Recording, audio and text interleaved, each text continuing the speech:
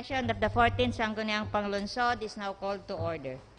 Kindly take your seat for the roll call. Good morning.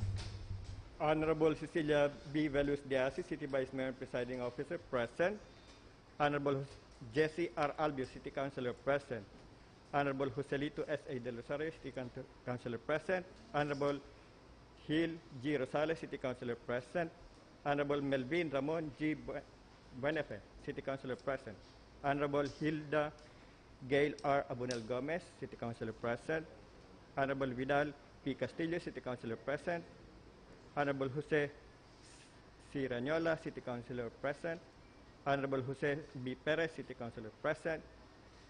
Honorable Salvador M. Del Castillo, City Councilor, present. Honorable Antonio B. Beltran, City Councilor, present. Honorable Maria Corazon M. Peñaflor, Liga ng mga Barangay President and ex-officio member, present. Honorable Mary Kyle Francine B. Tripulca, Sangguniang Kabataan Federation President and ex-officio member, present. Madam Chairman, there's a quorum. Okay, again, good morning. Next item. Prayer.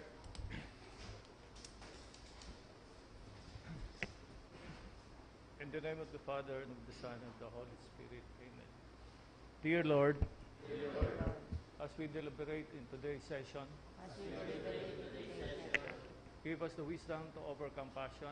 Give us the wisdom to overcome passion. Give us that understanding heart to do away with prejudice. Give us the understanding heart to do away with prejudice. Give us the foresight to know what the future may devise. Give us the foresight to know what the future may devise. Give us the courage and strength to seek the truth and what's good. Give us the courage and strength to seek the truth and what is good. Give us the facility of language that we may be understood. Give us the facility of language that we may be understood. And finally, our Lord, Finally, our Lord, make us worthy public servants of the city. make us worthy public servants of the city. We deeply love and highly honor We deeply love and highly honor Naga City, the heart of Bicol. Naga City, the heart of Bicol. Amen. In the name of the Father, Son, Next and the Holy item. Spirit. Pambansang awit.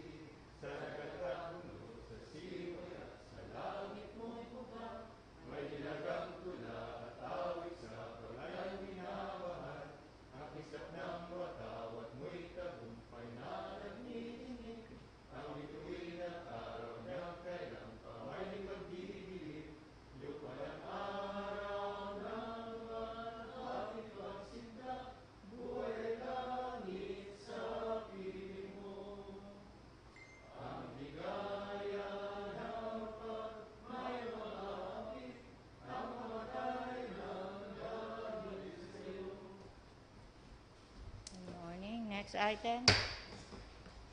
Village time. Anybody who'd like to avail of the privileged time? Honorable Perez.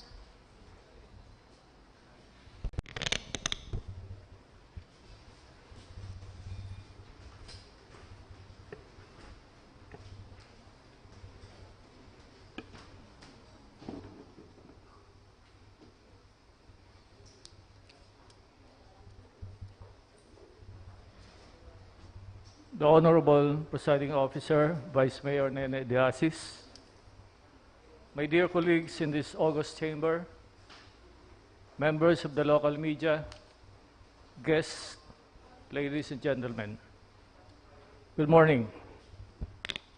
My favorite author and journalist, Ernest Hemingway, had once said, "Every man's life ends the same way.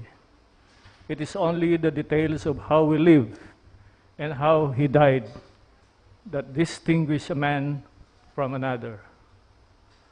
I come here not to praise a man, his virtue or his character, as he lies today to finally join his Creator.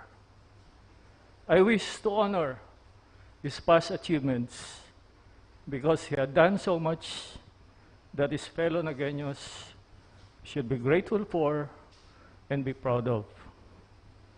Our good friend Nicolas Beda Preela passed away in the morning of July 22 this year. He turned 69 last June 1. He is survived by both the Metro Naga Chamber of Commerce and Industry and the Naga City People's Council, even when he tried to keep secret from his peers that he was battling a serious disease known as the Big C. Mr. Preela was first and foremost an agriculture economist, having earned the degree from the prestigious UP Los Baños, where he also completed his masteral on professional studies. Beda, as we fondly call him, is one of the Ateneo boys who would heed the call of our favorite teacher, Father James O'Brien, S.J., for the bright boys to study further in Manila, earn diploma, or work in one of the best-known companies there, but please go home to Naga to spend your life and use the skills you learn in Manila and elsewhere for Bicol's progress and development. With no time wasted, Beda went home after graduation.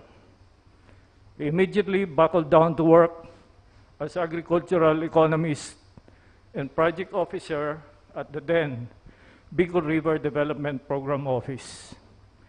The same office where the late Jesse Robredo and also now Congressman Gabi Bordado once worked. I too had worked at the Bicol River Basin Irrigation Component together with Engineer Boy Aman, where our office was the BRBIDP office in Magarao, Camarines Sur. Soon, Beda would be appointed Provincial Director of the DTI in Olongapo, Zambales, and back here at the Camarines Sur DTI Provincial Office. Then he would become branch manager of this and that office. He pioneered in establishing a modern chicken dressing plant of the agribusiness division of a leading company, which made its base here in Naga City. Along his line of work, and with his consultancy at various other companies, public and private, Beda was recipient of various fellowship grants that sent him to foreign studies and travels, such as Sweden, Vietnam, Thailand, Morocco, and Spain, Thailand, England, and Scotland. These studies include advanced training on small and medium enterprise development, skills competitions, and rural development, among others. He was 2 times over the president of the Metro Naga Chamber of Commerce and Industry, became the regional governor of the Philippine Chamber of Commerce and Industry, and eventually was appointed co-chairperson of the Bicol Regional Development Council from March 20 to 2021. As president of the MNCCI, or the Chamber, the Business Chamber of Naga, in 2004, the Chamber entered into partnership agreements with the Canadian International Development Agency and the Department of Science and Technology in the implementation of Project Enterprise Accelerated Linkages Phase 2, or PEAR 2, and Small Enterprise Technology Upgrading Program set up, respectively. Both projects were geared towards enhancing the growth and development of SMEs in Metro Naga. In 2005, along with fellow officers, Mr. Aping Olivan, Mr. Tony Concepcion, the late Colatio Ugaysayco, Beda conceived and successfully hosted the first Bicol Business Week that now has become the annual Bicol Business Month. During that same year, the MNCCI also entered into partnership agreement with the Department of Science and Technology, Technology Application and Promotion Institute that focused on the establishment of the Bicol SME One-Stop Technology Center, or the Bicol EBIS Center, a one-stop center that catered to the needs of SMCs on business and investment promotion, the first of its kind in Bicol. It was also during the time that BEDA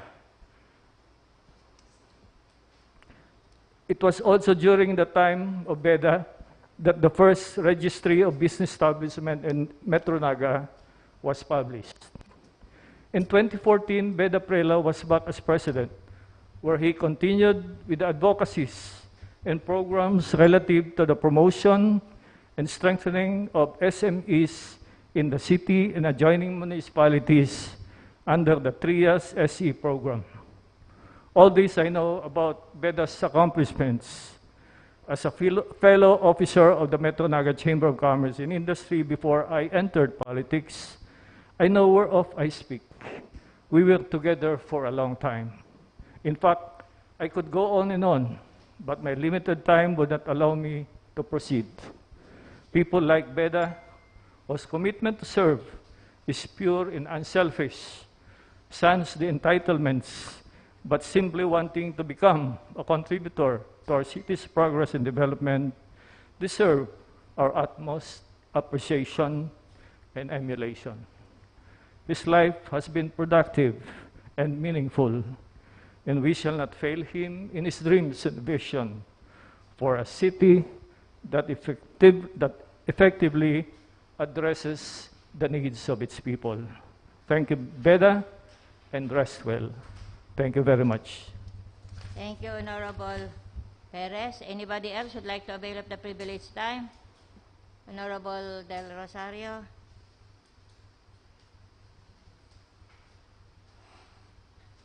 Including your privileged speech to the agenda for today, itong siya, no? Resolution of condolence. Okay. We extend our deepest condolences, Madam Chair, to the family of the late Beda Prela. Madam Chair, ladies and gentlemen, my esteemed colleagues in the 14th Sangguniang Panlungsod, friends in the media, Renaga po sa Gabos.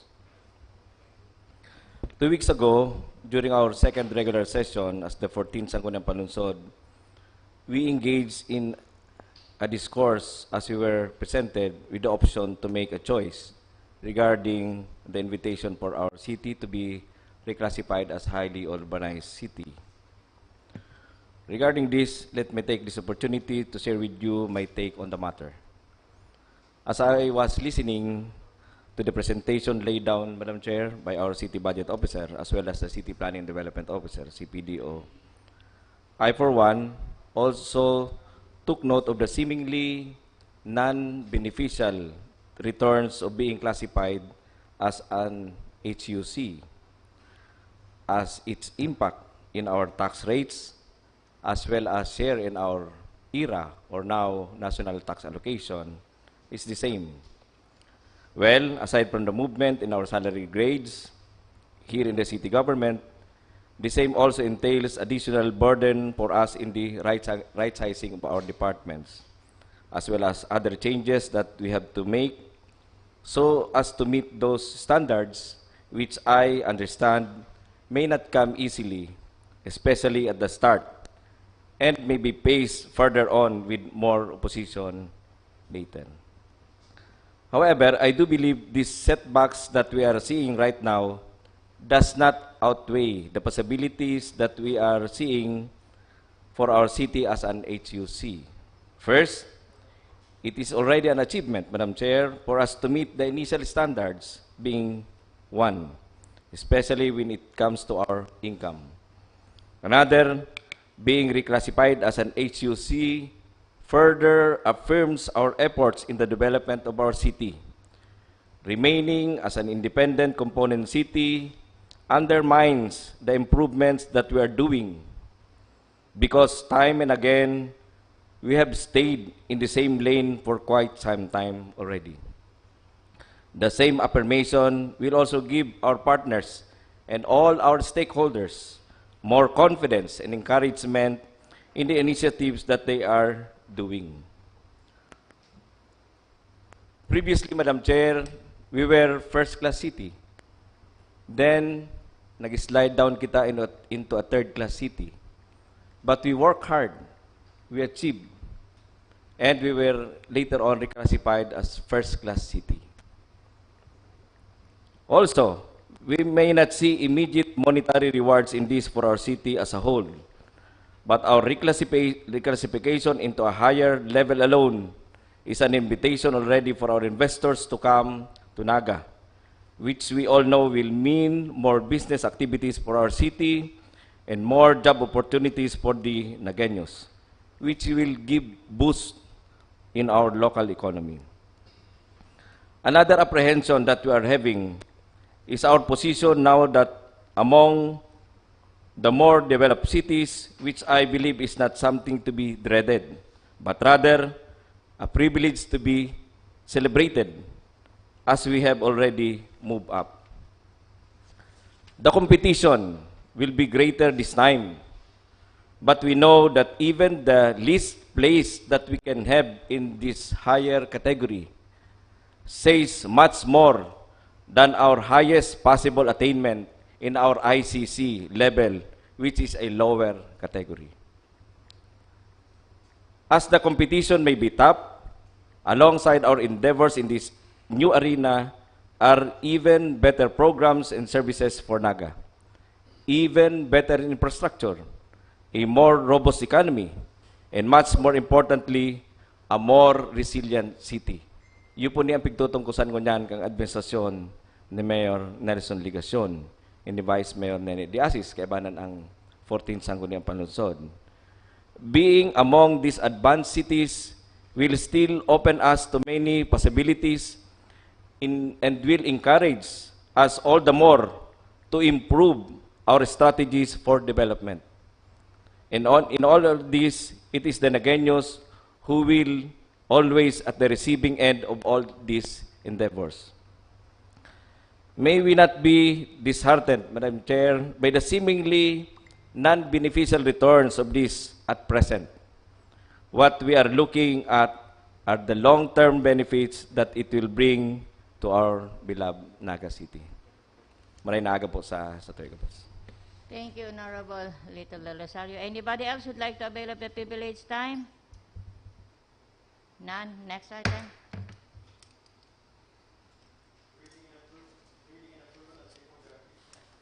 Honorable Salvador del Castillo, Chair of the Committee on Madam Rules. Chair, I move to dispense with the reading of the order of business and move for the inclusion of 4 items. Under unfinished business, the report of the Committee on Public Utilities. Anyway, this is just a referral to other offices, Madam Chair. And under new business, the proposed ordinance authored by the Honorable Milvin Ramon Buenafe, entitled An Ordinance Implementing the Road Clearing of All Illegal Construction, Structures and Other Matters. Still under new business, the letter coming from a certain Nelson Ribanal applying to put up a carnival with Peria in the city of Naga. And the last item, Madam Chair, is the letter coming from the Punong Barangay of Igualdad regarding the non-renewal of PW franchise for Pajak. With the inclusion, Madam Chair, I move for the approval of the order of business. How about the resolution of condolence to... There is no proposal submitted, Madam Chair. That's why I was asking the Honorable Perez if he would like to include it in today's agenda, the resolution of condolence. The Honorable Perez have not mentioned that he is proposing for the passage of such resolution. Honorable Perez.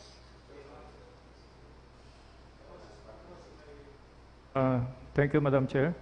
It was my assumption that Secretariat was drafting, was preparing on a joint and collective motion on expression of sympathy and condolences to the family of the late Yasel, Beda ikaw ka mo? Priela.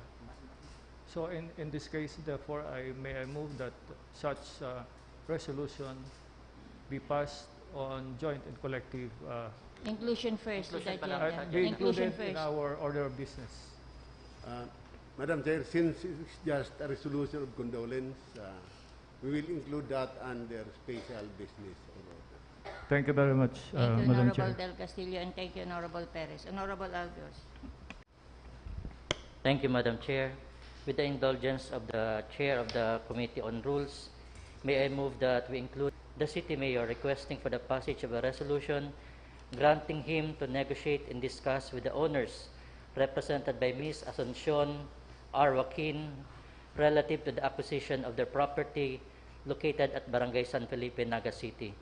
Also, Madam Chair, may I move that for the inclusion of the committee report of the Committee on Appropriations on the committee meeting held yesterday under the unfinished business. The Chair of the Committee on Rules. Madam Chair, that the first item mentioned by the Honorable Albios was discussed during our meeting with the Mayor. So let's include that under unfinished business. And I look at the report, the matter pertaining to the appropriation for the Piña Francia Fiesta is included in the report. So it is also one of the matters we have discussed with the Mayor. So we also include that under unfinished business. Thank you, Honorable Del Castillo. So on motion duly seconded, the agenda with the following inclusions is approved. Next item. Reading and approval of the minutes of the previous session. Honorable Del Castillo.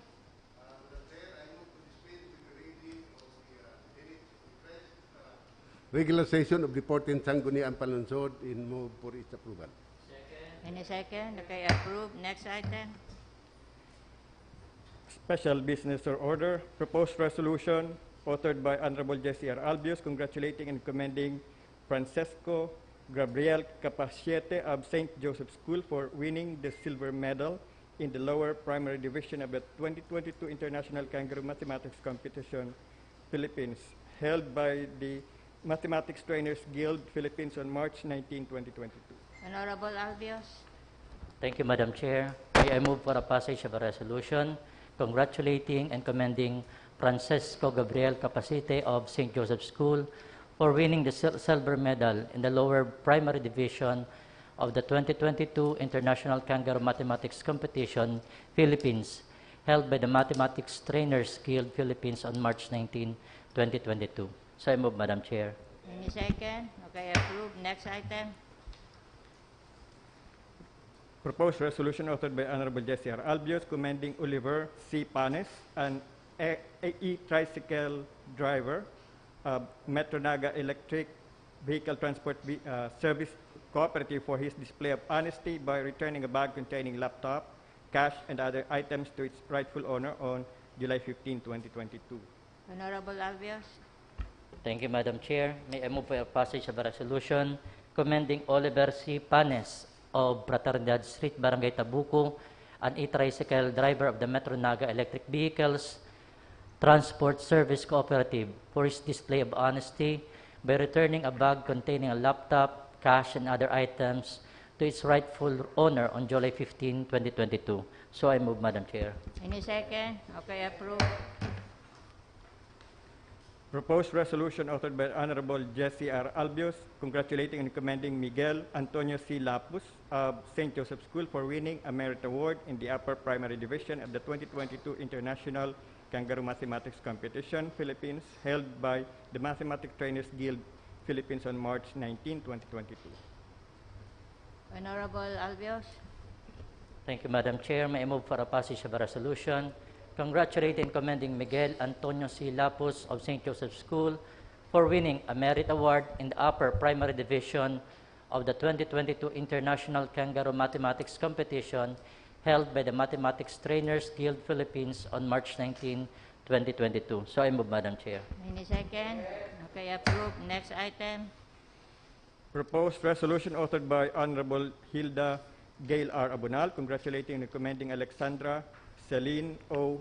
Litam, grade 4 pupil of St. Joseph's School, for winning a silver award in the 2022 Mathematics Without Borders final round competition held last July 2, 2022. Honorable Gail Abunal Gomez. Thank you, Madam Chair. Madam Chair, may I move for the passage of this resolution, congratulating and commending Alexandra Celine Olitam, a grade 4 student of St. Joseph's School, for winning a silver award in the 2022 Mathematics Without Borders during the final round competition, which was held last July 2, 2022. So I move, Madam Chair. Any second? Okay, approved. Proposed resolution authored by Honorable Melvin Ramon G. Buenafe, favorably recommending to the Philippine National Police through Police Lieutenant General B. 2022. Another matter, a related matter, is the letter dated July 19, 2022 from Police Colonel Nelson A. Pacalso, requesting for a passage of a resolution recommending for the suspension of permit to carry firearms outside residents in Naga City for this year's Peña Francia festivities. Honorable Benafe. Thank you, Madam Chair. Based on the letter of the Police Acting City Director, Police Colonel Nelson Pacalso, I move for the passage of a resolution favorably recommending to the Philippine National Police through Police Lieutenant General Vicente Danao to declare and implement a gun ban, to suspend the permit to carry firearms outside of residence or PTC-4 within the city of Naga during the Peña Francia Festival from September 5 to 2022. So move, Madam Chair. Any second? Okay, approved. Next item.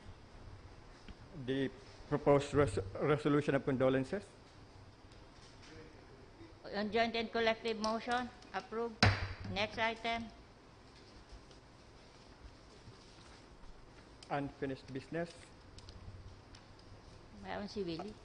Item number 1, letter dated July 19, 2022 of the Acting SP Secretary to Mr. Wilfredo B. Prillas, Jr., City Planning and Development Coordinator, inviting him to the next regular session to enlighten the members of the Sangguniang Panlungsod on the salient points of the proposed Comprehensive Development Plan 2022 to 2030. Na-invite si Mr. Pilias, the Secretariat. So can we defer this separately and wait for the presence of Mr. Prillas. Next item. Committee report of the Committee on Ways and Means for the hearing held July 21, 2022. Honorable Del Castillo, Chair of the Committee on Ways and Means. Nagali si Lito, may ano.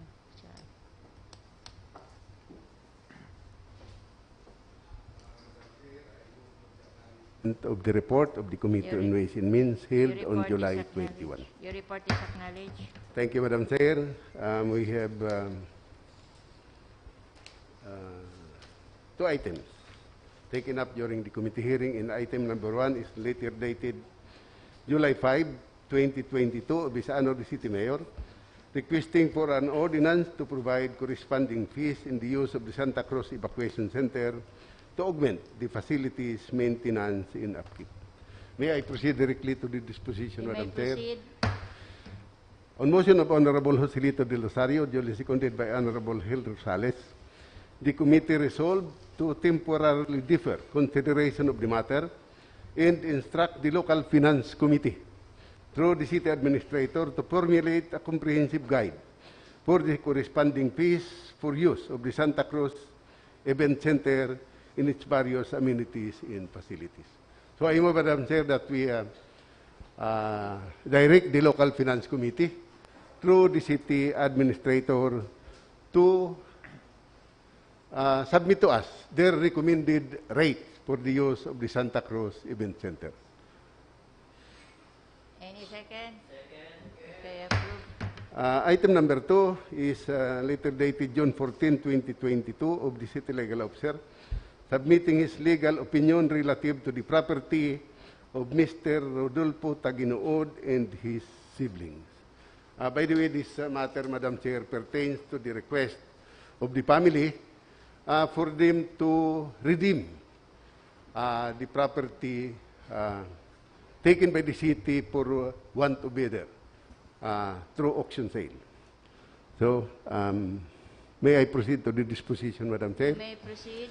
Considering the legal opinion of this legal opinion given by the legal officer, the committee resolved to, number one, direct the Sangguniang Panlungsod Secretariat to furnish Mr. Rodolfo Taginood and his sibling a copy of the legal opinion from the city legal officer and inform them that the city could not grant the request for the reason cited in the legal opinion, which is based on the Supreme Court ruling. So I move, Madam Chair, that we direct the Secretary to send a communication to Mr. Taginood attaching thereto a copy of the legal opinion together with the decision of the Supreme Court on the matter. The Secretary is so instructed. And second disposition, Madam Chair, to furnish the City Treasurer's Office a copy of the legal opinion for their reference. So also a directive together with the Supreme Court decision. The Secretariat is so instructed. That ends my report, Madam Chair. Thank you very much. Honorable Del Castillo. Mr. Willie Prilles is already around. Can we go back to item number 1 of the unfinished business?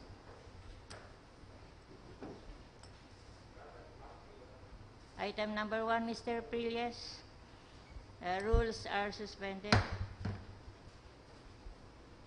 The proposed comprehensive development plan. Good morning, Your Honors. May I request the PowerPoint presentation to be flashed instead? So this summarizes the revised CDP, which we submitted to the August body on, if I'm not mistaken, July 13. It caps the process through which the city government, through its agencies, went through in response to the directive of the Sangguniang to prioritize the completion of this planning document. Yeah. So let me start by showing to you the subsisting vision statement of the city, dating back to the time of the former Mayor Jess Robredo. So at that time po, ini ang satuyang vision statement comprising of 3 key points. Inot is good governance and responsible citizenship. Yan ang elements kang maugmang lugar. And then people-centered development, and lastly, abiding faith. Yan po ang ginagamit in our planning documents. In the process of coming up with the CDP, we revisited that. Next slide. Through a visioning exercise that took place in 2019. And using technology, may link tapos yung mga ideas na nagluwas, and we incorporated them in the new vision. Next slide.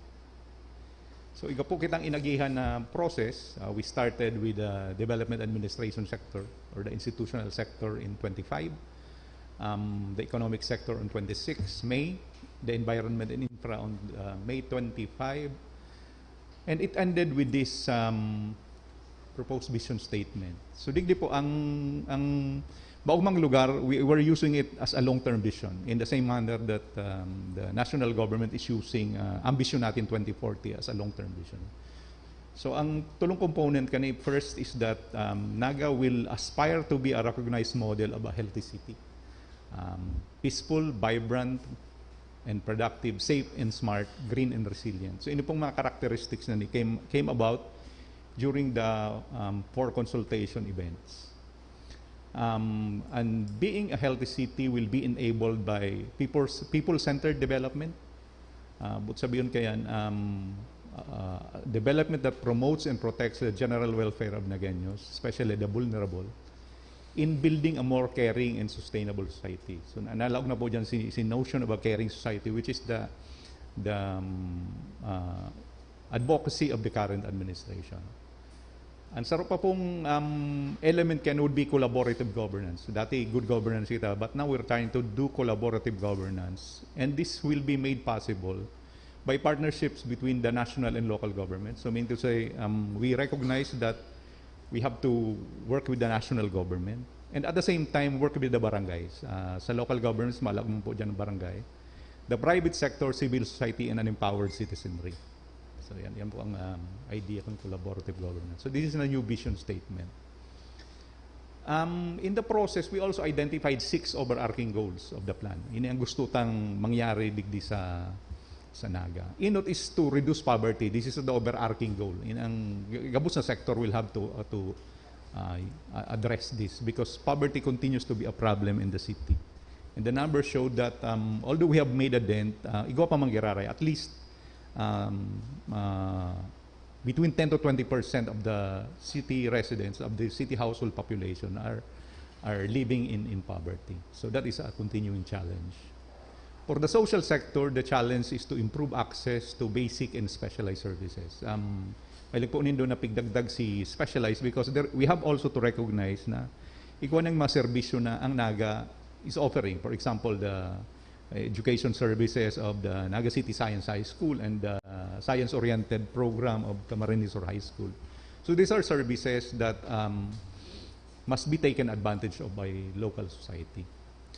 For the environment and infra, ang goal is to build more livable, safe, and resilient communities.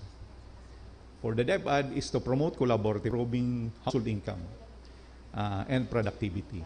Sabihin, ang pinakasukol talaga kang pagiging maugmang lugar should be felt at the household level. And at the same time, we should look at the bigger economy to sustain economic development and competitiveness. So these two should go hand in hand. So ini po ang 6 goals kang plano in. Next slide. So it consists of 5 sectoral plans. Kada sektor, igwa siya niyang gustong maabot. And we have already indicated projects and programs and activities that will operationalize these goals or address those goals.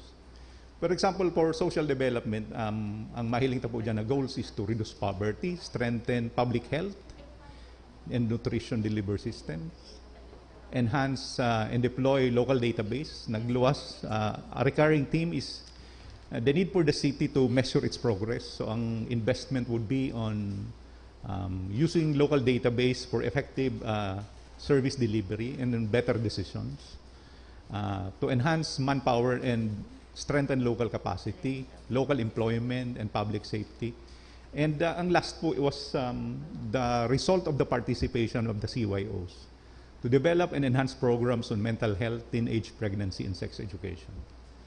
So sa baba po, yaon dyan ang costing ng mga activities which were submitted to us by the concerned agencies. For example, health and nutrition, 80.6. Sa baba po kayan are the activities that are involved in delivering that kind of service.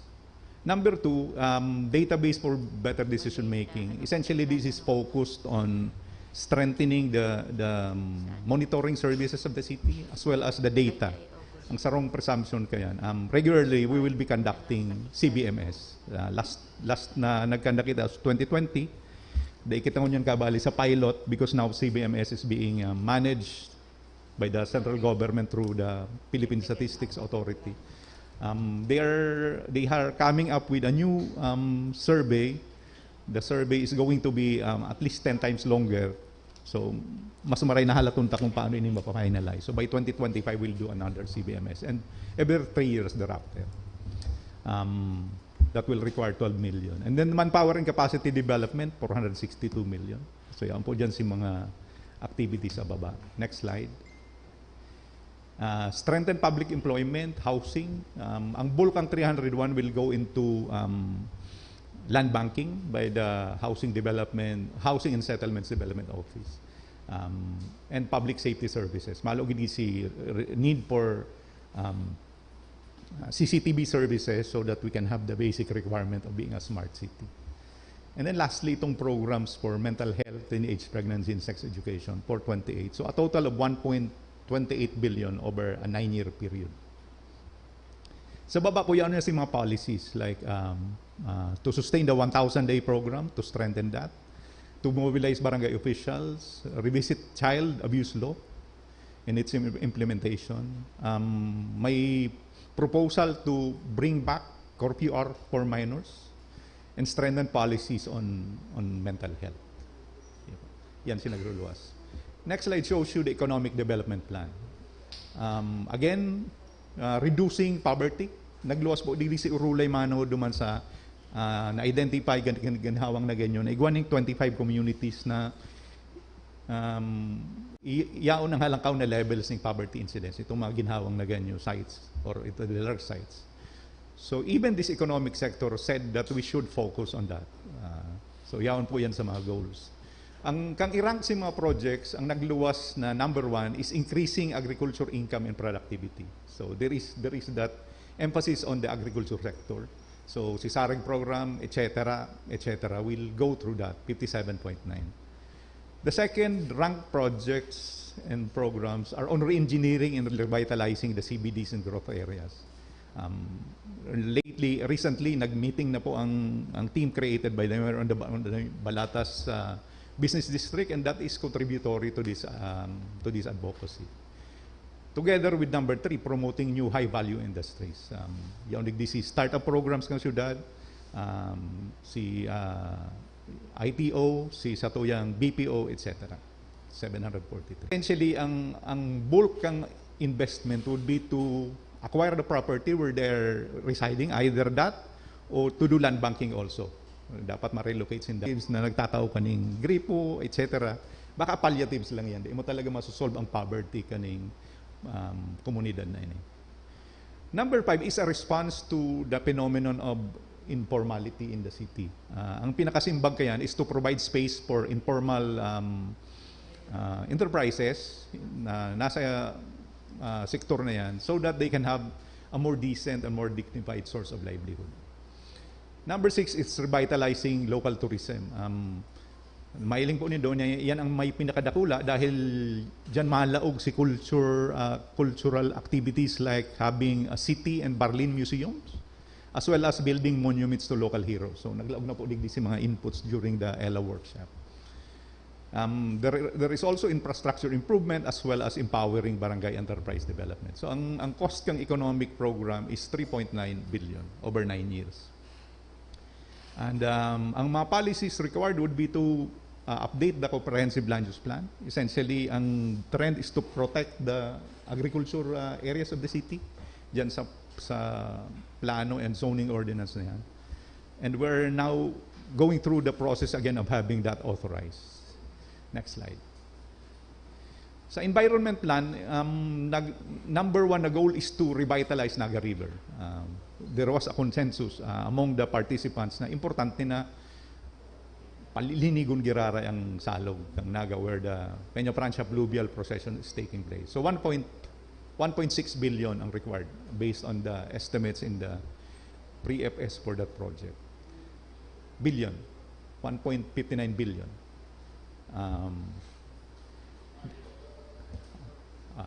Then number 2 is sustainable waste management. Ang kadaklan po sa environment sector will have to go through with public-private partnerships.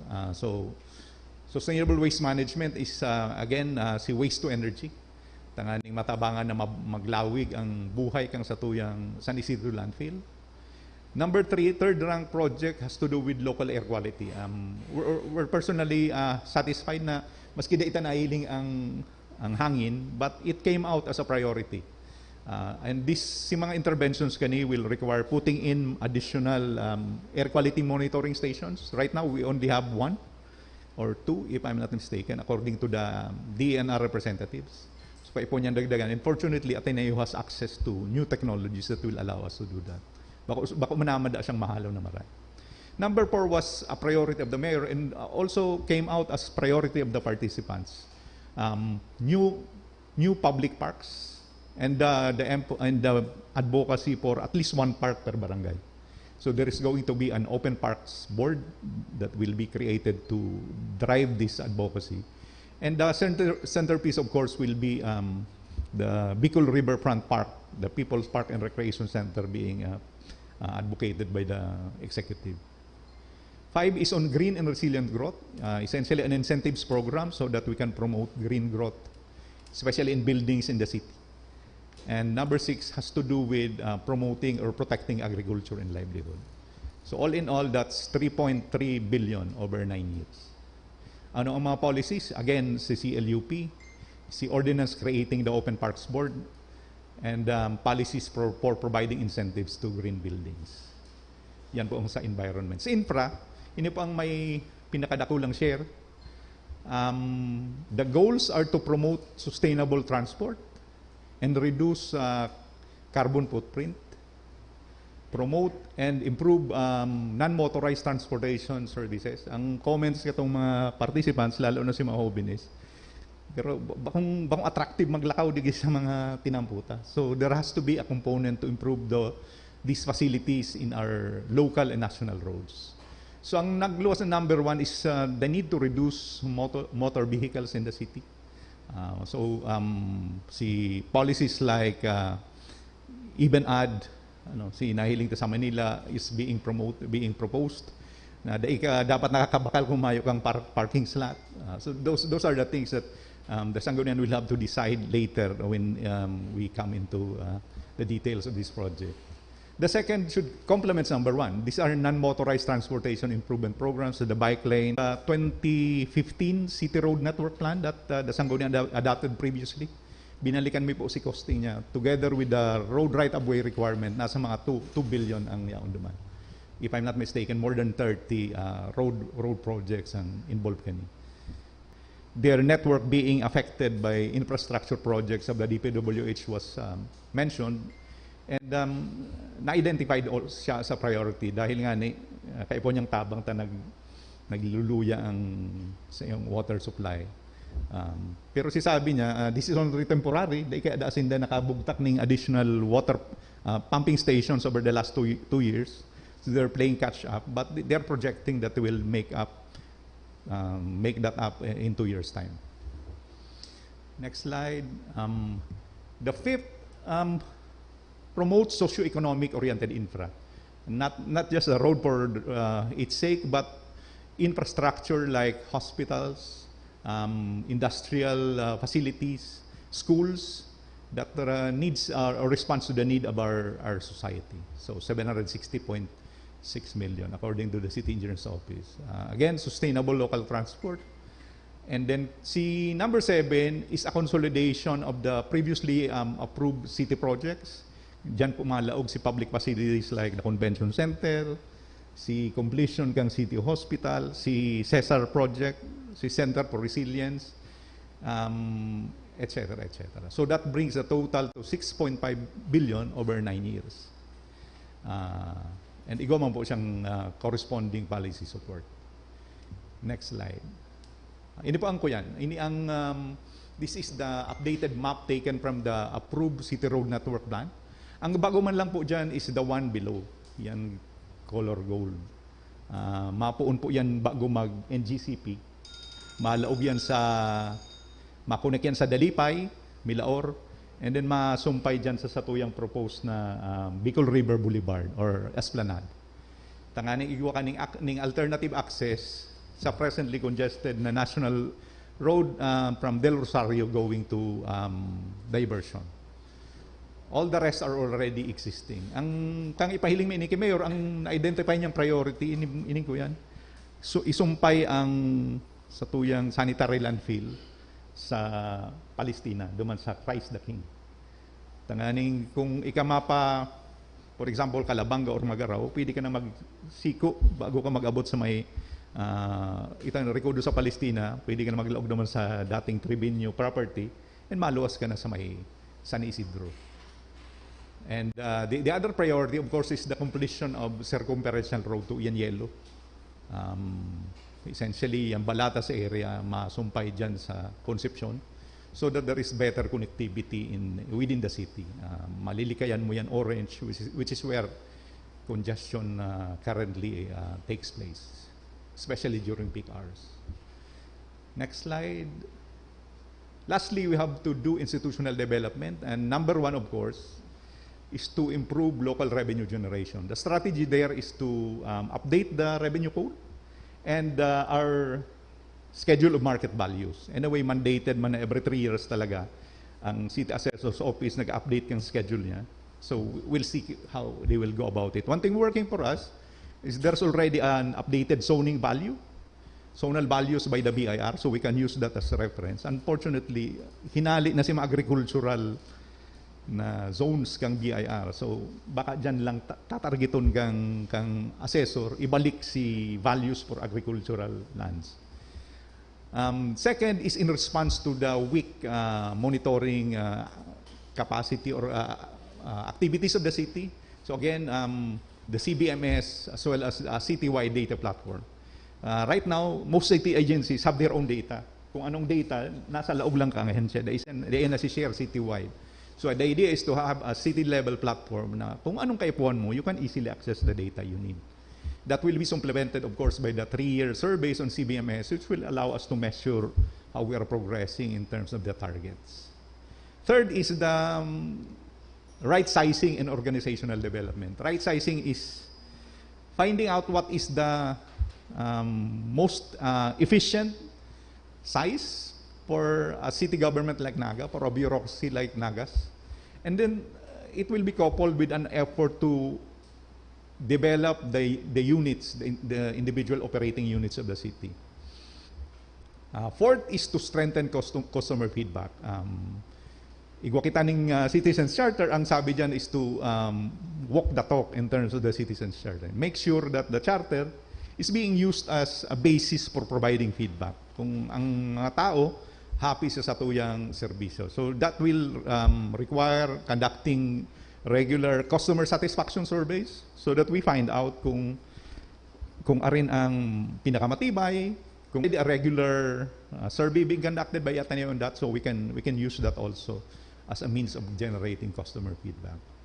Number 5 is participative monitoring and evaluation. So again, this is goes hand in hand with itong city database, but this puts premium on participation of third party. And we have actually adopted a mechanism in Chapter 7 of the plan that involves the participation of multi-sectoral agencies in this monitoring scheme. Number 6 is improving productivity, bringing back the components of the PIP program that was implemented during the time of Mayor Jess. And lastly, 325 for identifying a new city hall site towards the end of the planning period and starting the construction of a new city hall in the area. So all in all, 553.8 million for this sector. So next slide. Ini po ang total resource requirement niya. For the PAPs alone, itong new programs and projects that will total 15.6, led by infra at 6.5, economic at 3.9, followed by environment at 3.3, and then social at 1.3, and then DevAd at 553. Pero pag pigdagdag mo po ang the cost of running government, igo pong technique na gamit mi suggested by the DILG guidebook, we have estimated that over the next 9 years, our PS will cost us 8.1 billion. Our MOE will cost us 6.5. Our capital outlay is 729 million. So that puts the total cost of maintaining government at 15.3. So all in all, the requirement would be more than around 30.9 billion over the next 9 years. So pag divide mo ni over the 9 years, that will bring our AIP to around 3 to 4 billion, which is better than what we had. Right now, we're having 6. 2 years ago, we had 10. So this is a more realistic way of planning our investment program. Next slide. How do we finance this? We can finance this through the use of local funds, borrowings, national transfers other than NTA, funds facilitated by allies in the national government and international grants. For the special projects, we can also fund this using the same programs, or specifically for roads, itong pick-up na value capture. If the city invests on a road, it can, garo na may proposal na si Councilor Del Castillo kanina, igo kaning levy na pigi-implement duman sa kinakapture mo si rise in the value in the real properties being benefited. A special levy. So that is a value capture mechanism.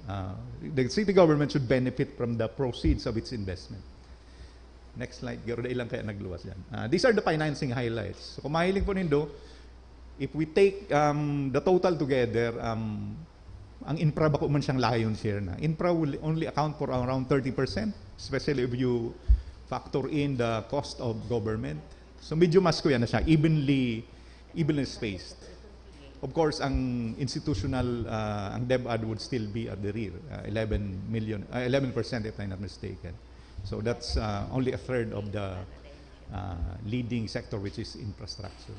By source of fund, mailing po nindo na ang lion's share, 54% would be general fund, around 15% would be borrowing and PPP, and the rest are divided among the LDF, the SEF, and LDRRMF. Next slide. So ini po ang monitoring and evaluation mechanism ta. The mayor has issued an EO creating what is called the Naga City Statistical Committee. So it brings together national, local agencies, academia, private sector representatives. When we presented this to the RDC, to NEDA, ang recommendation is to involve the NCPC. So yun na ni ang mga third party that will help the city monitor our numbers. And what are these numbers? We are proposing that we adopt the SDG numbers as actually enshrined in the People's Budget Ordinance, CDP. So you can use that number to monitor annually. So ang gigibuhon kaning statistical committee, every year ma-reports inda sa Sanggunian and the CDC kung ano na nangyari in terms of that are not contained in the SDGs. And every 3 years, we will conduct CBMS. Igo kayang mga sukol na they available from national surveys. So CBMS will be our answer to that. Ini pa ang component, next slide, ang component kang Naga City Statistical Committee. So 8 ahensya kang City Hall, 7 national government agencies, and then 4 from the civil society sector. May proposal kami na dagdagan as recommended during the consultation. Idadagdag kami ang Naga City Council for Women.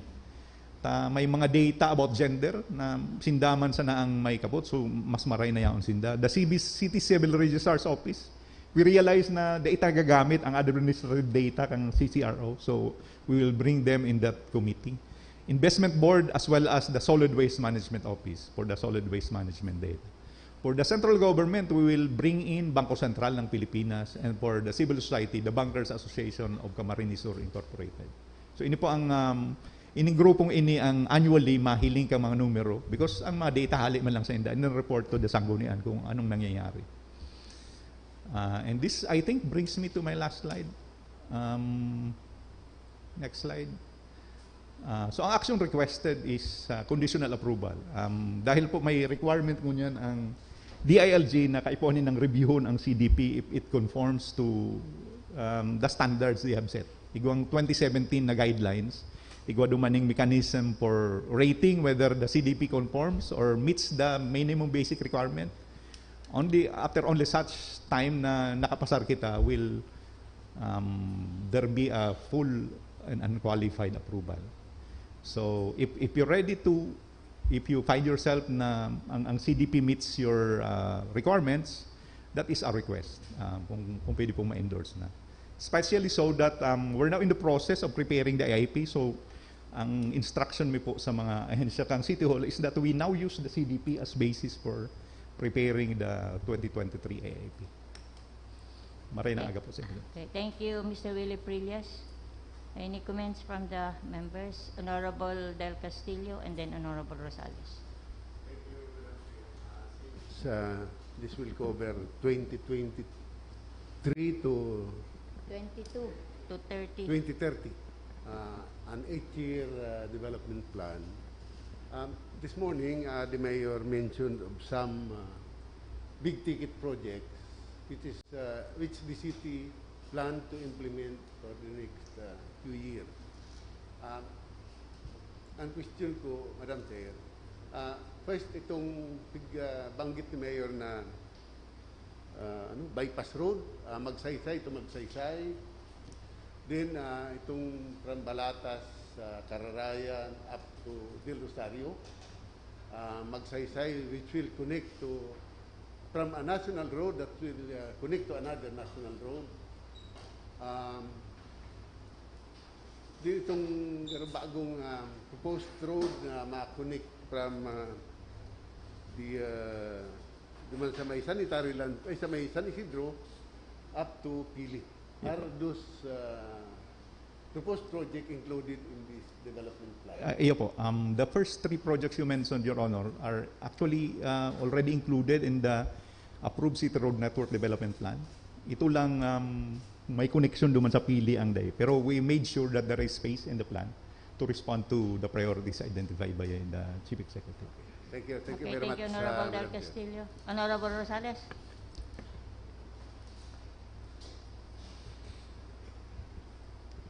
I would like to thank Madam Chair, Sir Willie Prillas and his office, the City Planning and Development Office, for doing all the work. Aram ko po na laging mahiwas ang consultation in the Kainio from various sectors. I was able to attend one of the workshops kung saan nakapag-formulate ng mga plano on that specific sector, si development sector. Now, may kasabihan po, Madam Chair, na a very good plan remains to be just another document if it is not implemented. Sir Willie Prillas mentioned that this comprehensive development plan is important.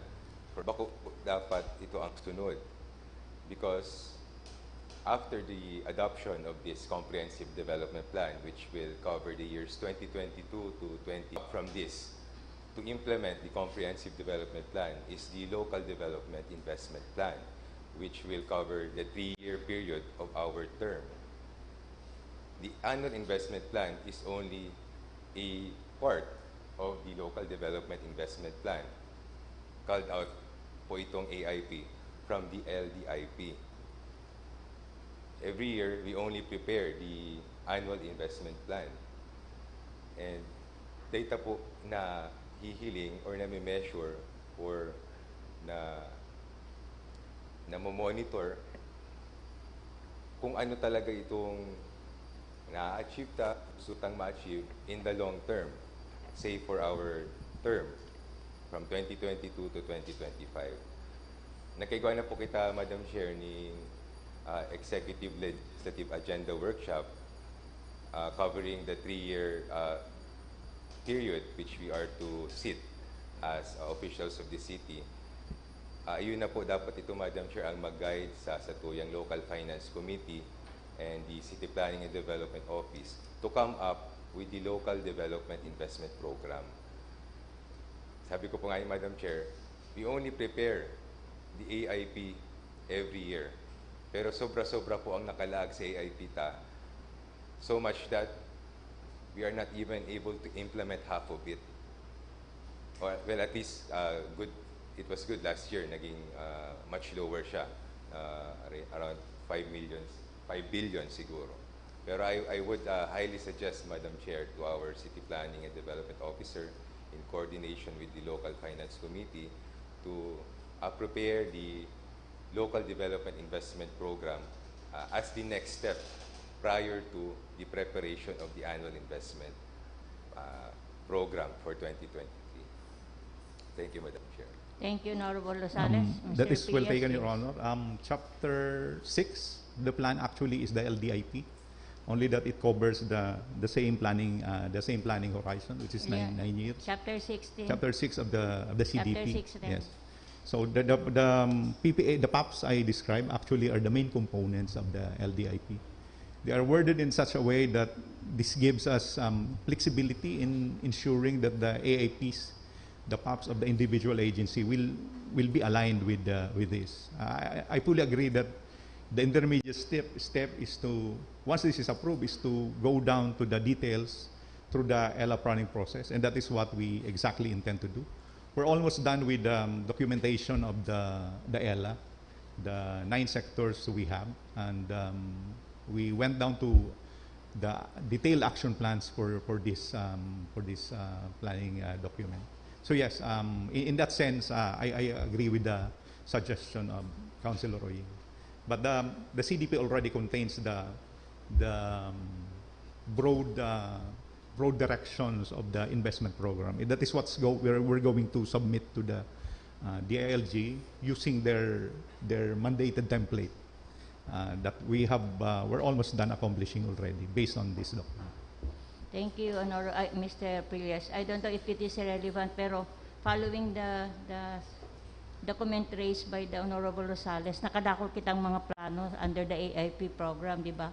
And we appropriate funds. But I remember we have a COA audit report na nakadakol mga unutilized funds.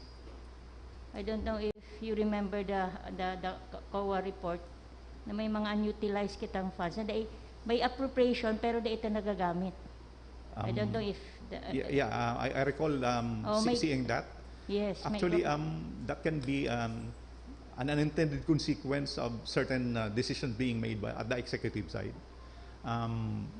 But just the same, because the total cost of this 9-year document is only around 30 billion. If you divide that over 9, that should bring our AIP to between 3 to 4, half of what we approved last year. Last year, together with the supplemental last year, we reached 6.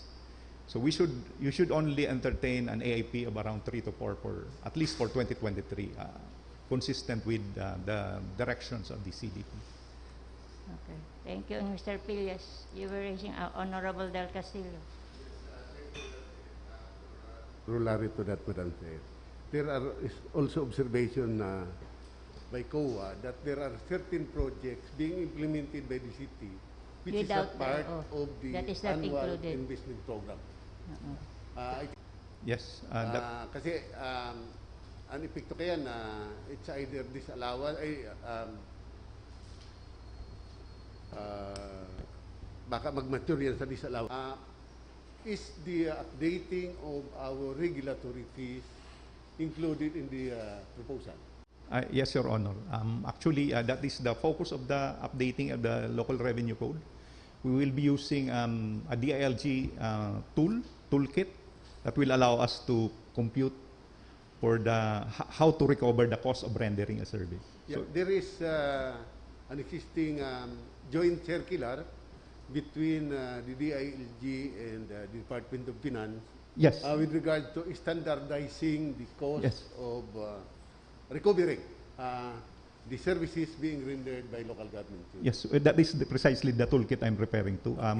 Myself and the city treasurer at the time, CGG, as well as other members of the revenue-raising agencies participated in the training. So we have that toolkit already, and we intend to fully use that in the process of updating. As far as the updating of the schedule of market value, Madam Chair, it's just a personal opinion on the matter, but I believe that until and after the province of Camarines Sur updated its schedule of market value to the current prices, we will be at the losing end if we will adjust our schedule of market value within the city of Naga. Look what's happening. Big businesses are transferring just outside the boundary of Naga. So we should look into the matter that right now I don't know whether the schedule of market value used by the province is already in the year 2000, but the last revision by the province is the values that they are using is 1996 values. So harayuon pa siyang maray sa value na pigagamit Canada, whereas we are already using 2007 market values. Kaya ayan grabe ang disparity between the real property tax being imposed by the province vis-a-vis the city of Naga.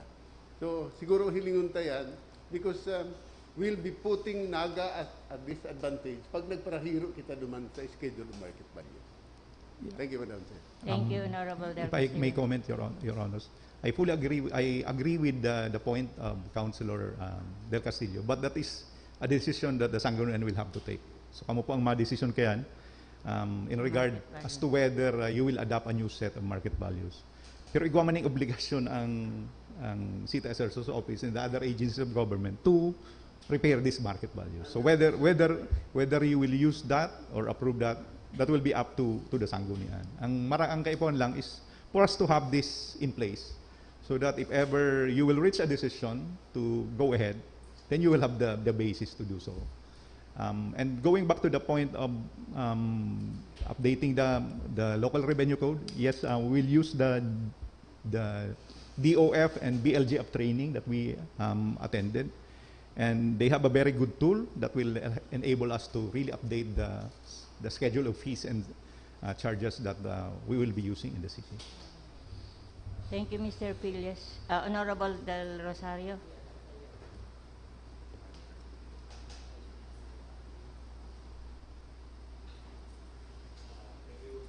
Chair, Sir Willie, this document will be a very vital document because this will set the overall direction of the city for up to year 2030. Siguro baka marayo na nga kita kayan during the time. We're talking here of nag-start na kita kan discussion, Sir Willie, about the highly urbanized city. HUC, may mga kanya-kanya kitang opinion, pero bigla daw magtakasubago, ako sa likod,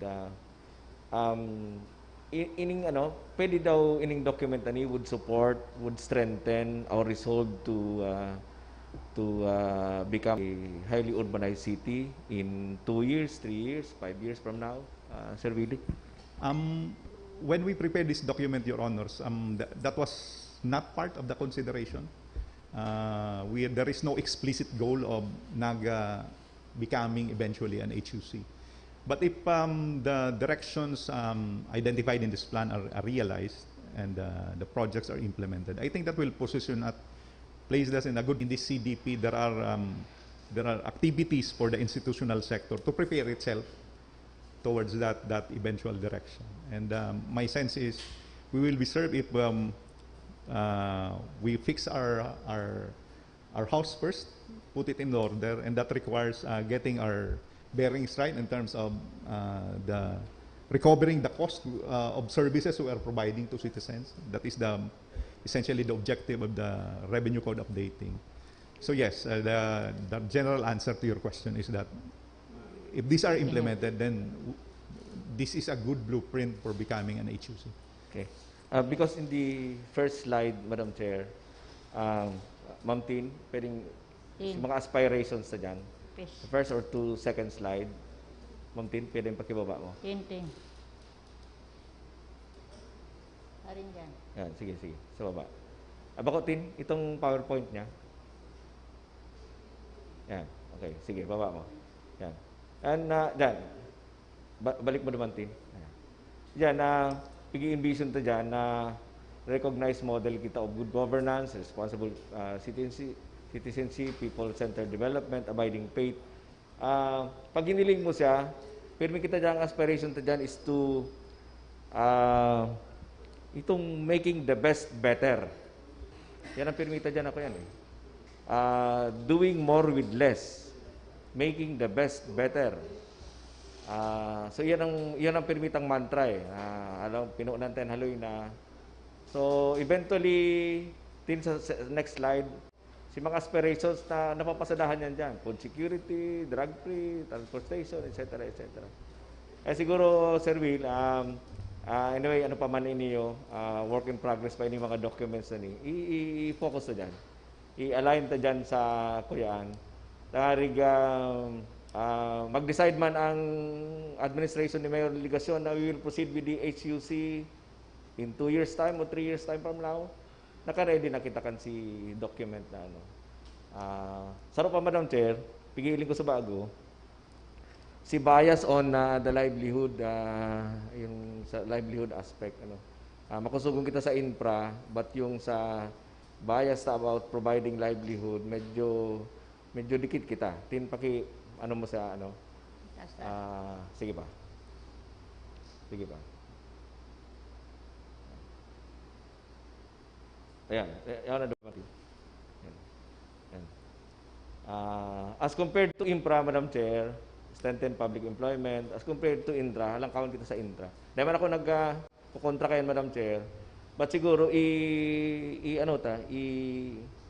kaya nga ni Madam Chair, ang hapot ko minsan ikaw kitang percentage for, say, araw kaning sector, for the sector. Kasi kung hapabaon man, di dapat i-adjust ta. Kasi eventually, pag nag-repeatan kaya, babalikan ini kang COA. Pero meaning nga hapoton kang COA, o nagluwas ka mo duman sa document na submit nindo, or mayo ni duman sa submit nindo, as was pointed earlier by Councilor Rosales. O siguro, i-focus ta in the next 6 years or perang years time dagdagan ta ang about mga programs, activities on livelihood opportunities sa mga kababayan. And also, we have also to answer, di ba, Naga City is high on teenage pregnancy as reported by the Regional Population Commission. Baka may mga ibang program na pwedeng i-ano dyan. Baka pwede pang mahiling, Madam Chair, Baka ma-review pwedeng mahiling pa yan. Garo sinisimbagan mo man si pangangaipo Taano ta nagdadakol sa, kita ang Naga ang pinakadakol. Perhaps, yun din yan sa livelihood, di ba? And also sa education. Ang kadaklan na nagbabarados, yung mga mayo sa eskwela. So it will also, nagko-cross, rin yung problem na yan It's not only the teenage pregnancy, but sa education kaya itong mga aking into, and then family environment kaya itong mga ito. Actually, you're right, Your Honors. That's why we're thankful for the presence of the CYOs. Their active participation actually paved the way for the inclusion of this substantial amount for mental health, teenage pregnancy, and also for the mental health. Yes. May mga ordinance na in my program, kaipuhan na lang garo implementation kay itong mga ordinances and programs pag-abot sa mental health. And also duman sa, dali mo ko daw itong tourism na being a part of the DA's rural-based organization. Garo na ako kang agriculture program ta sa city. Nagluwas kami sa province, pig-ikot ko si mga rural Grabe ang support ninda sa agricultural tourism. Saro sinda sa mga pigbibisita na kang mga Can we do that also here in Naga? Bako lang ko ta itong corn, rice, itong na lang mga araw kayan. But there are other programs in agriculture that will also help. Saro ang kayan is agricultural tourism. Yes, I fully agree. Actually, that can be reflected in the priorities, Your Honor, pwedeng itaas. Ayan, sa local tourism ta kaya, pigbabranta lang si mga dati duman sa previous page. Ayan, promotion. Kang mag-ranking po, Your Honor, ang nagluwas na priority is that. And one vehicle to improve agriculture income and productivity is to actually do what you pointed out. It will also be included in the Women's Program. That's why I also commend you na ibabali na si Naga City Council for Women para talagang involvement ka mga kababaihan when it comes to agriculture and other aspect. Nahihiling ta. Takita baga ang most gender, LGU, gender friendly LGU. Thank you, Willie. Any other comments? The requested action is conditional approval and endorsement to DILG. Regional approval muna. Pero may sinasabi, okay, Honorable Rosales, na... Question na po, Madam Chair. Okay. Is this the actual document to be submitted to the DILG for review? There are going to be forms. Ang hahanapon nila Sir Lino Bongkodin is that DILG is strict on the forms that are mandated. So ang sarong form is already in the draft. Itong form that lays out the projected revenues and costs, igawang araw ko yan. And then there are forms on how you are going to bridge the financings. Binibilog mi pa based on the results of the workshop, and when we're ready, that's the time we will submit to the DILG. I guess, Madam Chair, the Sangguniang should be provided the actual forms to be submitted to the DILG for us to see what will be reviewed by the DILG for us eventually to approve the said comprehensive development plan. I think this was discussed in the Vice Mayor's League and Tagaytay, the forms from the DILG. Yeah, because if we're not presented with Oh, may- what will be may- submitted, present then we're not actually being shown what will be submitted for review and eventual approval by the Sangguniang. Can you furnish a copy to the We different will members? furnish that, Your Honor. Oh, baka may mga comments, especially the comments raised by the honorable members of the Sangguniang. Can you look into those comments? Last question, Madam Chair. How long will it take for the DILG to conduct the review? I have no idea yet, Your Honor. But the important thing is for us to be able to submit so that it can go through their own review process. Because in the budget briefing attended by Mr. Mendoza, our budget officer, the ILG said that the budgets of city governments or LGUs that will be submitted to them for review will not really move forward if the plans, the underpinning plans like the CDP do not go through the review process of the ILG. So we have, I think, sufficient time for us to bring this forward for review. And is the conditional approval required prior to the review of the DILG? Not exactly. I think conditional approval will give the DILG a sense that it meets the requirements of the Sangguniang. So it means that you are in agreement with the directions of the plan. That is only conditional because it will still go through the review of the DILG. So once it clears the DILG, then it will be fully approved. And then, so after the review of the DILG, it will have to be approved by the Sangguniang, Yes. DCDP. O before, Sangguniang muna for approval to DILG? Conditional. Mainot ang DILG. To give the signal to the ILG that you went through the document already, you are in agreement with the strategies and the directions contained in the plan, only that it will have to go through their review process. Okay. That's the message. Okay, Honorable I guess, Madam Chair, we can already conditionally approve this comprehensive development plan on the condition, of course, that the DILG will Review. positively endorse this for approval to the Sangguniang, and of course that the documents as actually submitted to the DILG will also be presented to the To the Sangguniang Sangguniang. Panlungsod. So move, Madam Chair. Okay. Second, comment, Honorable Benofe, or objection? Before the final approval, Madam Chair, may I request to go back to the social services. Social services.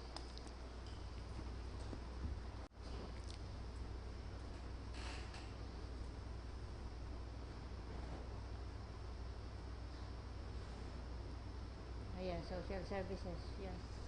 Yeah, social development plan. I just noticed that pwede pakitaas konti yan. Strengthen public employment, housing, and public safety services. I just would like to clarify what's the wisdom of lumping them in the same budget category, because it's about public employment, then we have housing. Why is public safety services, which is also a very important item, being lumped together with that? Can you please clarify? The logic, yeah, thank you for the question, Your Honor. The logic came about from the prioritization exercise that took place in the workshop. When the ideas came about, that was the way the participants grouped that. But I see your point. If I think there is value in taking out public safety and putting it as an independent item on its own. Independent. We have the capability to do that because we have line items for the public safety. So we're amenable if that is your direction, Your Honor. Thank you, Mr. Prilis. Thank you, Madam Chair. Thank you, Honorable Benafe. So on motion duly seconded? Joint and collective motion? Conditional approval? Based on the final copy that will be submitted to the So we Sangguniang will Panlungsod. submit the final copy as soon as possible, Your Honor. But thank you for favorably considering this. Thank you, Yes, Mr. Filias. Okay, rules are resumed. Next item.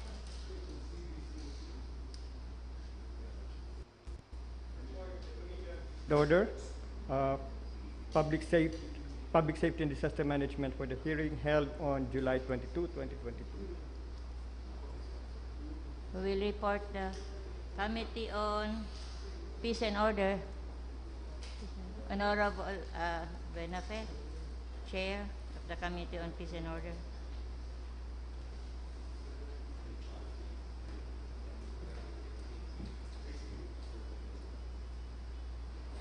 Thank you, Madam Chair. May I request to be acknowledged? Your report is acknowledged. This is the report of the Committee on Peace and Order and Public Safety and Disaster Management during the committee hearing conducted at around 3 p.m. on Lagsi date. Anyway, Madam Chair, this committee hearing was conducted due to the memorandum circular that was received by the Sangguniang Panlungsod and endorsed to the committee. It is memorandum circular number 2022-085 and other related previous memorandum circulars of the Department of the Interior and Local Government dated June 20, 2022, the latest, for the implementation of road clearing in the new normal.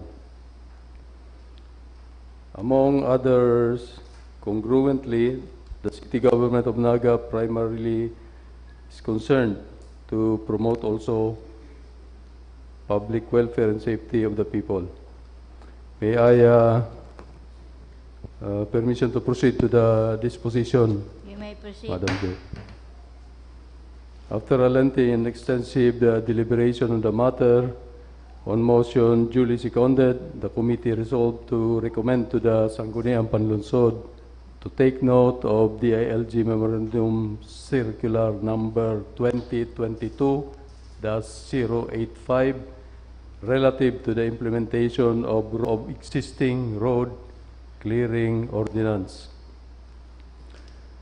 This representation, therefore, draft ordinance of the proposed obstructions from public roads and other places in the city of Naga, and it includes prescribing penalties for violations thereof for consideration of the body and referral to the appropriate committee for its final disposition and recommendation.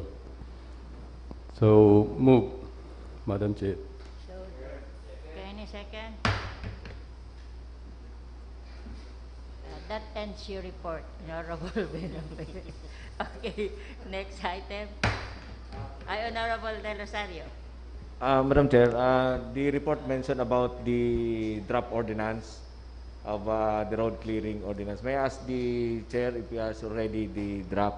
Anyway, we are talking here of we're discussing this here on second reading yung draft ordinance. Baka pwede niya lang i-expound mo niyan, Madam Chair. Honorable Benafe. Kasi Thank part pa you, tsaka ng Madam report. Chair. Thank you, Honorable Del Rosario, for that. Actually, Madam Chair, we have drafted already the proposed ordinance, and we have submitted a copy also to the Secretariat. Okay, Honorable Rosales. The proposed ordinance is calendared under new business. We're calendar. seeing the proposed ordinance for the first time. So I guess we could give sufficient time for the members of the Sangguniang to go over the document. Perhaps refer it to a appropriate committee. Appropriate committee. It's already included under new business now. Thank you, Honorable Rosales. Next item. Resolution number 07, series of 2022 of the City Development Council endorsing the approval of the increase in the allocation for Peña Francia festivities from 2 million to 12 million pesos. 8 in the million, annual di ba? investment program.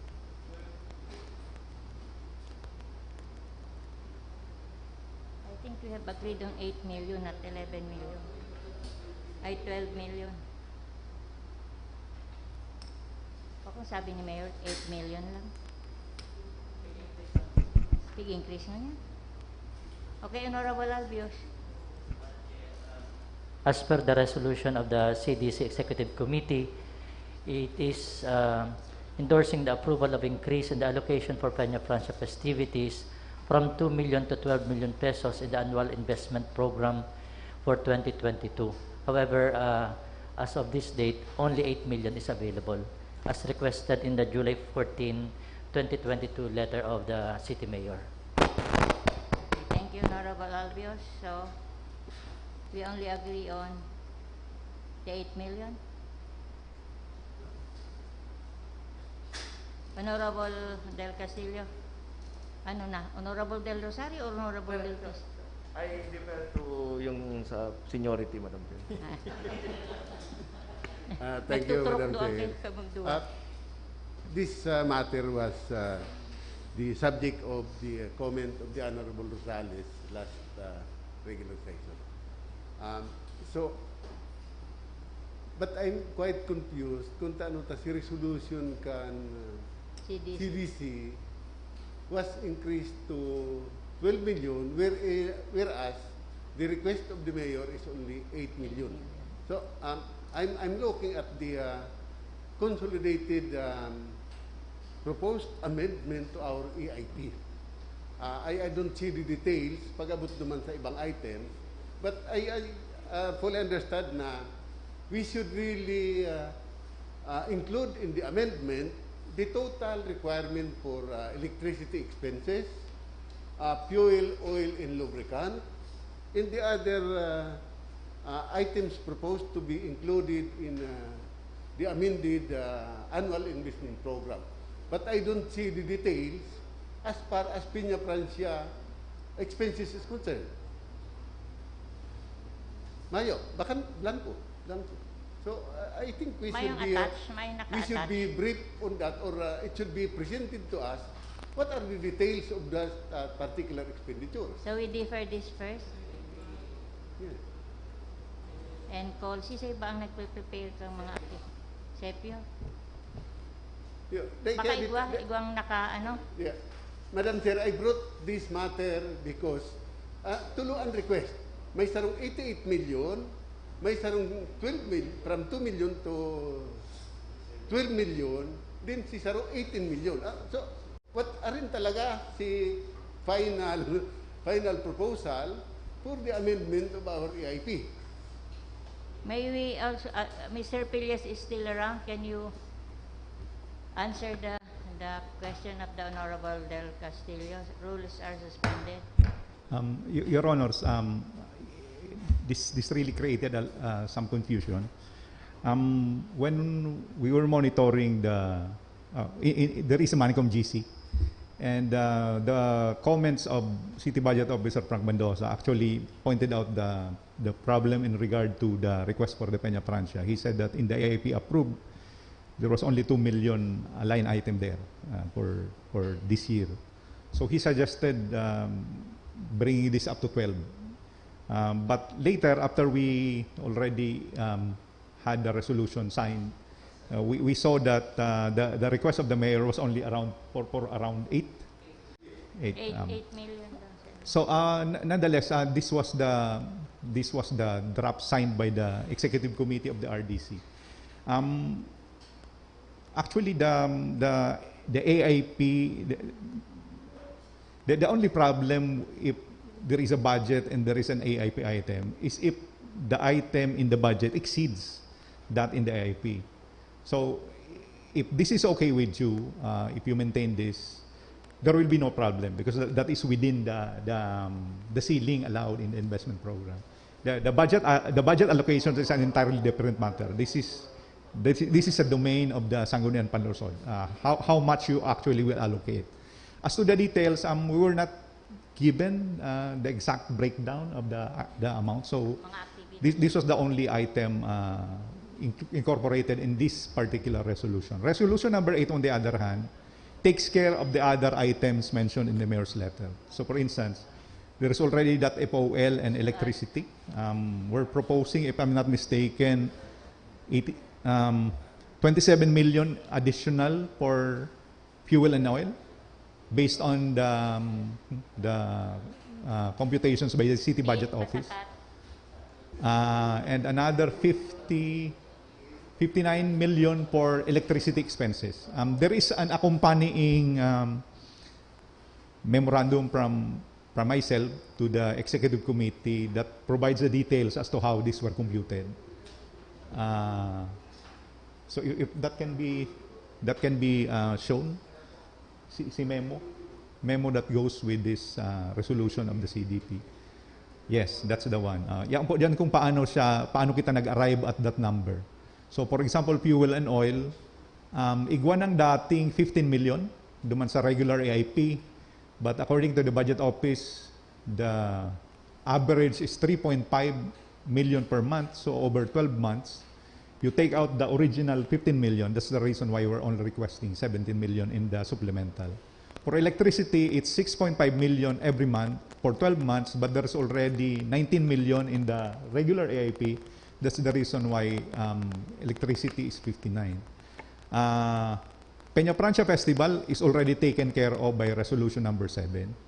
Ito pong sa Public Safety Office, we reviewed the submission of the Public Safety Office duman sa regular AIP ninda which you approve. Ang nagluwas lang po sa AIP was, I think, one line item, yaon duman si total amount of 50 million. But when we looked at their submission, yaon na duman si 30 million for CCTV and then another 5 million for traffic supplies. So both sabihon, igwa na siyang basis. So we did not include that already. So ini pong City Engineer's Office, hali man lang po ini duman sa kuyan, surat ni Mayor. That's why we just copied this as is. So ang Resolution 7 and 8 should be taken together because they refer to the same letter request from the Mayor's Office. Honorable Del Castillo. Yung 418,000 is the 18 million total 18 million requested previously by the mayor. This refers to the request by the mayor. Mayo lang igdi si Peña Francia. Yes, kasi duman sa request for appropriation ni mayor, bako lang Peña Francia anya on duman. That also includes fuel, oil, and lubricant, and electricity expenses. So this in electricity, I think baka dahil na magkulang within the year. Ini yung total requested amount, 27 million and 59 million based on our current consumption. And this request for motor vehicle for the City Agriculture Office was also included in the request of the mayor. And baka nga ni kay riba pa ining sa City Engineer's Office na ini. Yes. So, medyo naribong lang ako sa bago, Madam Chair, dahil mas maray ko ta kung sinararo na sana.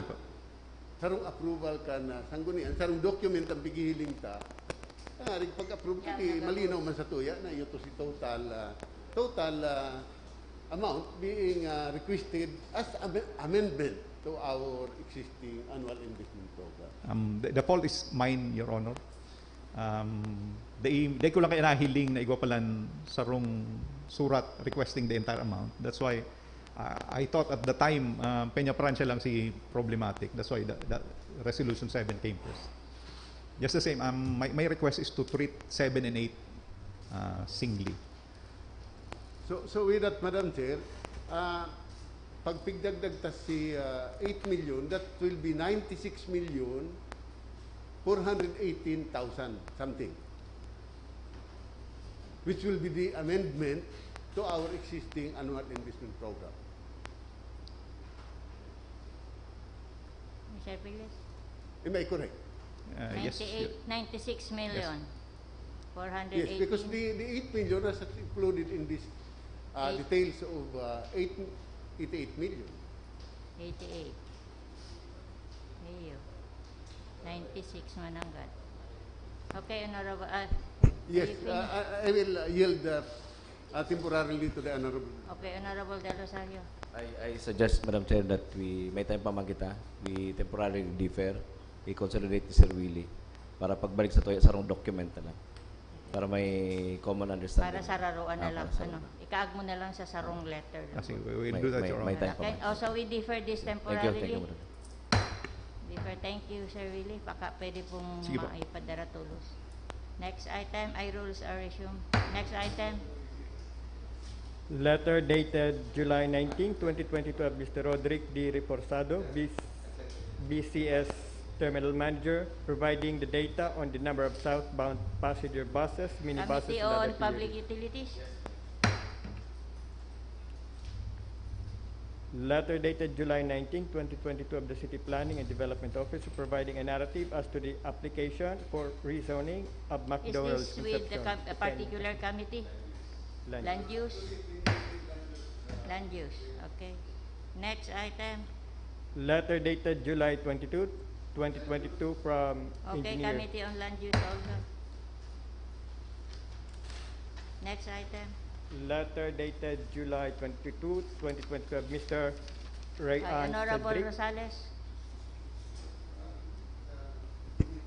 Madam Chair, yun na po ni si resulta kang assessment and review kang Good Governance Task Force as created by a resolution number 2021-140 during my time as the chair of the Committee on People Empowerment. This result of the assessment and review will be very important for the present committee chaired by Councilor Gail Abonal Gomez as she will have more information as to the present status of the NCPC's relationship with the city government. So we'll refer this Yeah. to the Yes, Committee sir. on People Empowerment. Next item, Letter dated July 20. Sorry. bakong committee report? Committee report of the Committee on Public Utilities. Public, Utilities. Honorable Del Rosario. Madam Chair, May I May- request the before that, may I request the Honorable Albios? Kindly take over muna. May I go out?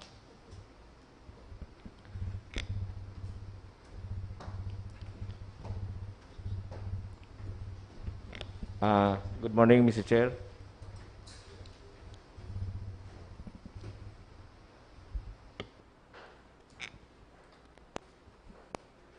You look good in that.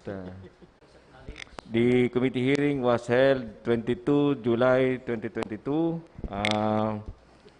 Although two of our colleagues were indisposed, Councilor Albius and Councilor Perez, we proceeded with the discussion as a resiliency by providing legislative framework on establishment of underground cabling in Naga City, promulgating guidelines thereon, providing penalties for non-compliance, and for other purposes. There was a lengthy discussion, Mr. Chair. By the way, during the committee hearing, the representatives of the telcos were around, including Water District and other telecommunication companies. As to the disposition, Mr. Chair, Yes, please proceed. the committee resolved to recommend to the Sangguniang Panlungsod, number 1, to requesting me as the proponent to submit a revised version of the proposed ordinance. I already incorporated that in the committee report, Mr. Chair. And yung discussion po during the committee hearing were already incorporated in the proposed ordinance as being shown by Ma'am Tin. There were suggestions during the committee hearing, and some of these were noted during the committee hearing. Councilor Del Castillo and Councilor Omar Benape were around. And letter B, Mr. Chair, to furnish the Eastern Telecommunications Philippines Incorporated with a copy of the proposed ordinance and give it 7 days to submit written comments on the said proposed ordinance, after which it shall be considered for discussion in the plenary. During the meeting, Mr. Chair, saro na lang sinaghagad kang kopya kang proposed ordinance. Yun na ning Eastern Telecommunication Philippines because si iba na padara naman. So we hope to receive within 7 days upon receipt of the notice, comments from this Eastern Telecommunication company. After that, the proposed ordinance will be for discussion on of the whole of the Sangguniang Panlungsod. So this representation is excited, Mr. Chair, to hear the comments from the Eastern Telecom. After that, we'll be discussing that in the plenary. Okay, the SP Secretariat is directed to furnish the Eastern Telecommunication Philippines Incorporated with a copy of the proposed ordinance and give it 7 days to submit written comments on the said proposed ordinance. By the way, Mr. Chair, the representation also acknowledged the presence of the other stakeholders during the committee hearing. Thank you, Mr. Chair. Thank you, Honorable Del Rosario. Next item. The matter on the request of the city mayor for authority to enter into a contract with Cueto relative to Cueto property. I-flash na lang.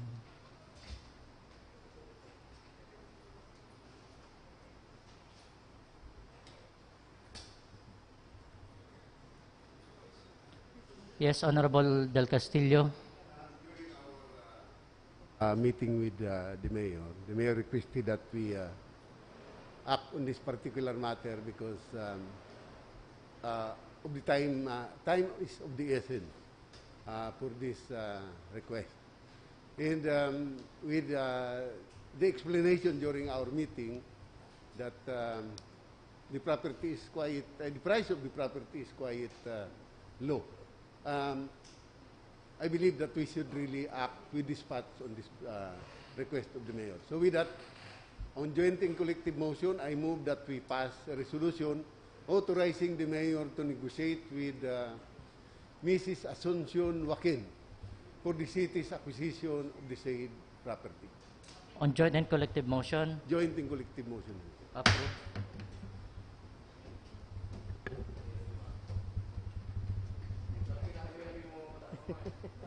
Pinahaloy-haloy.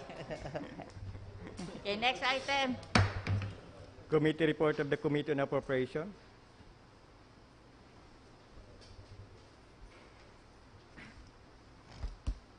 Honorable, ma-report na kaya siya. Oh. Ma-report na siya. Good morning, Madam Chair. May I request naman niya. acknowledgement of the report of the Committee on The Appropriations. report is acknowledged. The committee hearing was held yesterday. There was a quorum and 3 matters were discussed. The first item is letter dated July 14, 2022 from His Honor the City Mayor requesting for a passage of an ordinance appropriating the amount from 18,182,965 and 82 centavos of the undeclared surplus to essential expenditures of the City Government of Naga for the following items. Item number 4, City Agricultural Office for Motor Vehicle, the amount of 400,000 pesos. And item B, item number 5, City Engineer's Office for Road Networks, and the amount of 1,822,241, and for flood control systems in the amount of 196,000 pesos. May I proceed to the disposition, Madam Chair? The committee resolved, number 1, to defer consideration of items 4 and 5 of the request from the city mayor considering the absence of any representative from the city administrator's office, city agriculture office, and city engineer's office. Second, to instruct the Sangguniang Panlungsod Secretariat to invite the representatives of the city administrator's office, the city agriculture, and the city engineer's office to the next committee hearing. And third, for items 1, 2, and 3 of the request from the city mayor pending in the plenary, the committee resolved to await for the necessary supplemental annual investment plan to be submitted by the City Development Council before its final disposition. So I move, Madam Chair. Any second? The next item is the letter dated July 15, 2022, from His Honor, the City Mayor, requesting for a passage of a resolution endorsing the purchase of motor vehicle of the City Parks and Recreation Facilities Management Office, which will be used in the maintenance of parks and open spaces, and for the City Agriculture Office for vehicle support to their high-value crop farmers, as well as service vehicle of cargo personnel. May I move to the disposition, Madam Chair? You may proceed. On motion of the Honorable Gil Rosales, duly seconded by Honorable Melvin Ramon Benape, Honorable Joselito Del Rosario, Honorable Gail Abonal Gomez, and Mr. Elmer Santo Domingo, the committee resolved to recommend Sangguniang Panlungsod the passage of a resolution endorsing the purchase of motor vehicle of the City Park and Recreation Facilities Management Office, which will be used in the maintenance of parks and open spaces. So I move, Madam Chair. Any second? Number 2, defer consideration of the request of the City Agriculture Office for the purchase of motor vehicle as vehicle support to their high-value crop farmers, as well as service vehicle of cargo personnel, pending the creation of the account of motor vehicles for appropriation in the same office. I so move, Madam Chair. Any second? Honorable Perez? Thank you, Madam Chair. May I know what type of motor vehicle are we purchasing? That is also the question of the Honorable Benape yesterday, but considering that there was no representative from the City Agriculture Office, this matter was deferred. I think there was one present from the City Parks and Recreation. Ay, bako tong City Agriculture. Hindi. Ikaw mo kaya sinag-request ng motor vehicle ang City Parks. Ining sa City Parks, it was recommended to be approved considering na yaon siya sa annual investment plan. Just the same, what type of motor vehicle is that?